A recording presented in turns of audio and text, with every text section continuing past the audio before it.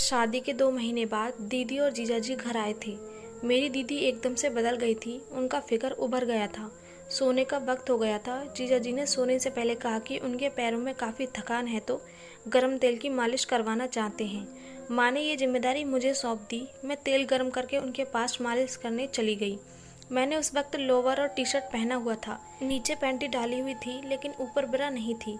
जीजाजी ने दरवाज़ा बंद करने के लिए कहा। जीजाजी ने मेरे हाथ से तेल लिया और फिर शादी के 2 महीने बाद जीजा ने दीदी का फिगर उभार दिया था।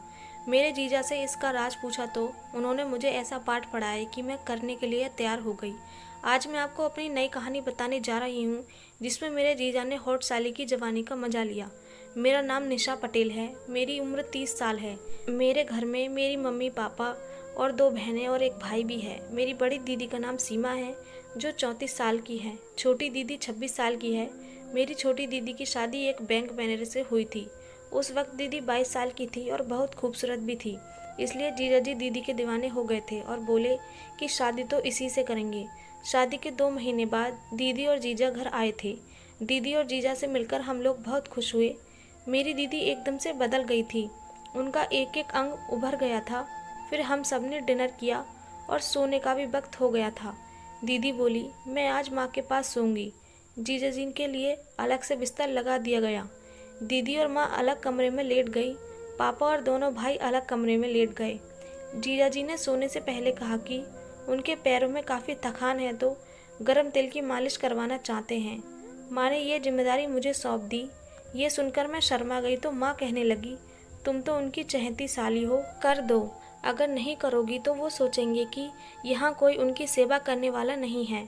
इसलिए मैं तेल गर्म करके उनके पास मालिश करने चली गई। उस वक्त मेरी उम्र 18 की हो चुकी थी, लेकिन मैं ज़्यादा कुछ नहीं जानती थी। बस ये पता था कि पति पत्नी आपस में प्यार करते हैं। मेरे साथ दीदी भी जीजाजी के रूम तक आई।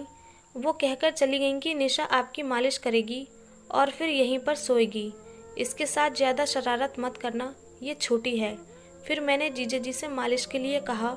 मैंने उस वक्त लोवर और टी शर्ट पहना हुआ था, नीचे से पैंटी डाली थी, लेकिन ऊपर ब्रा नहीं पहनी थी। मेरा फिगर 36, 26, 32 का था। दीदी के जाने के बाद जीजाजी ने दरवाज़ा बंद करने के लिए कहा, यह कहकर कि अगर पापा ने देख लिया तो अच्छा नहीं लगेगा। मैंने उठकर दरवाज़ा बंद कर दिया। जीजाजी ने भी लोअर पहना हुआ था। फिर उन्होंने लोअर को घुटनों तक ऊपर खींच लिया और मैं उनके तलवों से पिंडलियों तक मालिश करने लगी। वो चुपचाप लेटे हुए थे। फिर मैंने ही बोर होकर कुछ बात छेड़ी। मैं जीजाजी से बोली, दीदी तो एकदम से बदल गई हैं आपके यहाँ। जीजाजी बोले, तुम्हें भी वैसा ही बनना है क्या? मैं बोली, हाँ। अब तुम्हें कैसे समझाऊं कि क्या होता है? मैंने कहा, बताइए ना, मैं जानना चाहती हूँ। जीजाजी, ठीक है, तुम बड़ी हो गई हो तो जानना भी ज़रूरी है, लेकिन वादा करो कि ये बातें तुम किसी से नहीं कहोगी, तभी मैं तुम्हें बता सकता हूँ। मैंने पक्का वादा कर दिया और किसी से नहीं कहूँगी, यह बोला। जीजाजी बोले, हाँ तो क्या बदलाव देख रही हो तुम उसके बदन में? मैंने कहा, दीदी पहले से मोटी हो गई हैं और उनका शरीर भर गया है। फिर वो कुछ बोलते इससे पहले मेरा हाथ पकड़कर मालिश करने से रोक दिया। बोले, रुको, मैं लोअर निकाल देता हूँ, वरना तेल लोअर को खराब कर देगा। मेरे जीजाजी का शरीर एकदम पहलवानों की तरह था, लंबा चौड़ा और भारी भरकम। जीजा ने लोअर निकाल दिया और केवल जांघिए में आ गए। मुझसे बोले, तुम्हें शर्म तो नहीं आ रही है? मैं शर्मा तो रही थी, फिर भी कह दिया, नहीं, आप आगे बताइए। जीजाजी, देखो, निशा एक लड़की जब जवान होती है तो उसका फिगर ही उसे खूबसूरत बनाता है, जैसे तुम्हारी दीदी का फिगर।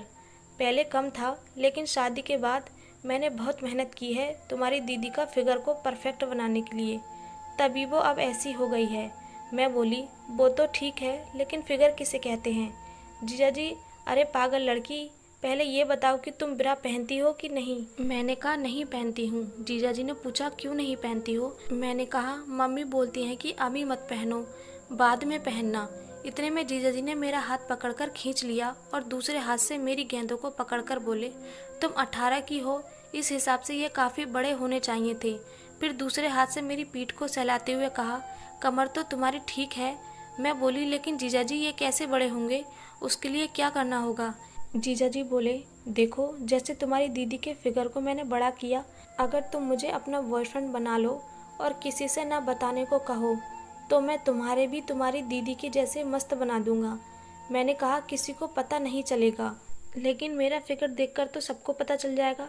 जीजाजी बोले कुछ नहीं पता चलता है, तुम जब जवान हो गई हो तुमको एक अच्छे मर्द की ज़रूरत है जो तुम्हारी जवानी को संभाल सके। मैं उनकी बातें सुनती रही और मालिश करती रही। तभी जीजाजी बोले मेरी जांघों की मालिश करो, उसके बाद मैं तुम्हारी मालिश करूँगा और आज से ही इसे बढ़ाने का काम करता हूँ। अभी एक सप्ताह यहीं रहूँगा, एक सप्ताह में मैं तुमको पूरा औरत की तरह बना दूँगा। जब तुम एक लड़की से औरत बनोगी तब देखना कितना मज़ा आएगा। जीजा मेरी गेंदों को दबाते हुए बोले कुछ प्रश्न पूछूंगा, सही सही जवाब देना। मैंने कहा पूछिए जीजाजी। वो मेरी दोनों गेंदों को पकड़कर जोर से दबाते बोले ऐसे कभी किसी ने इसको दबाया है? मैंने कहा नहीं, आज तक तो किसी ने नहीं किया ऐसा।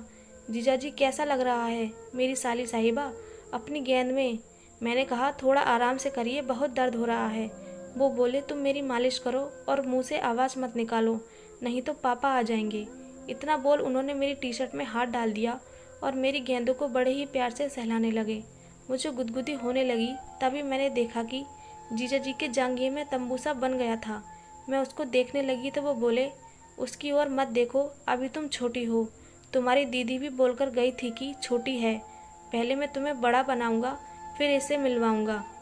फिर वो बोले तुम दरवाजे की कुंडी लगा लो ताकि कोई डिस्टर्ब ना करे, फिर मैं तुम्हें जवानी का ज्ञान दूंगा। 10 मिनट तक मालिश करने के बाद वो उठ गए और बोले तुम बताओ अब क्या करवाना है? मैंने गेंदों की ओर इशारा करते हुए कहा वैसे ही कीजिए, अच्छा लग रहा था। जियाजी बोले साली साहिबा अगर दबाना है तो टी शर्ट को निकाल दो, फिर इस पर तेल लगाकर मालिश कर दूंगा। मैंने टी शर्ट उतार दिया। मैंने कहा लाइट बंद कर दीजिए, मुझे शर्म आ रही है। तो जीजाजी बोले कैसे पता चलेगा कि कहाँ ज़्यादा दबाना है और कहाँ कम? तुम उतार कर नंगी हो जाओ। मैं ऊपर से पूरी नंगी हो गई। उन्होंने मेरी गेंदों को अच्छे से देखा जैसे डॉक्टर देखता है। फिर उन्होंने मुझे अपनी ओर खींच लिया और अपनी जांघों पर मुझे बिठाकर मेरे होठों को चूमने लगे। मुझे पहले अजीब लगा, लेकिन कुछ देर बाद मज़ा आने लगा और मैं भी उनका साथ देने लगी।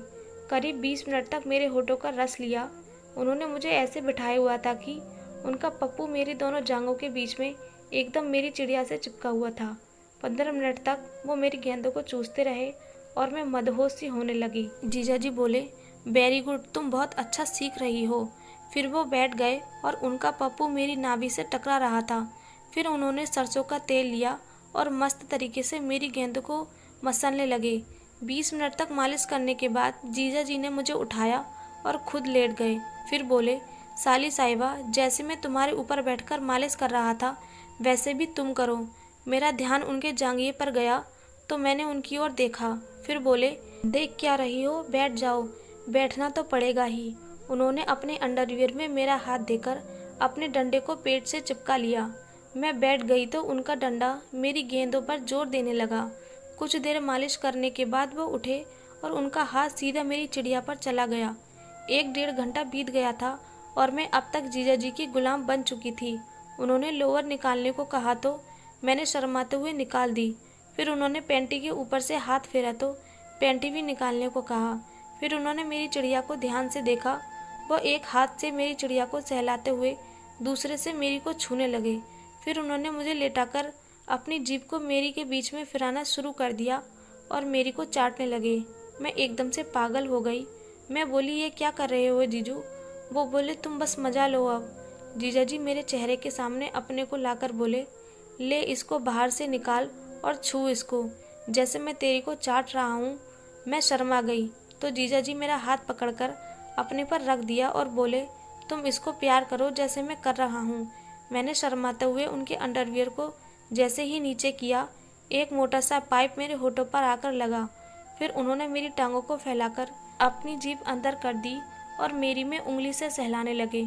कुछ देर बात करने के लिए कोशिश करने लगे। मैंने कहा नहीं जाएगा तो उन्होंने एक हाथ से मेरे बालों को पकड़ा और जोर का धक्का मारा। मेरी में आधे से ज़्यादा जा चुका था। मेरी आंखों से आंसू बहने लगे। अब वो दोनों तरफ धक्का लगाने लगे। मुझे फिर कुछ देर में मज़ा आने लगा और मैं फिर शांत हो गई। काफ़ी देर बाद जीजाजी बोले, 3 बज रहे हैं, चलो सो जाओ, सुबह उठना भी है, कल रात और करते हैं। मैं अपने कपड़े पहनकर वहीं पर लेट गई और जीजाजी अपने कपड़े पहनकर मेरे से चिपक कर लेट गए। फिर कब नींद आ गई मुझे पता ही नहीं चला। दोस्तों, कहानी कैसी लगी कमेंट कर बताइए। इसी के साथ वीडियो को एक लाइक करके साथ ही साथ चैनल को भी सब्सक्राइब जरूर कर लीजिए। धन्यवाद।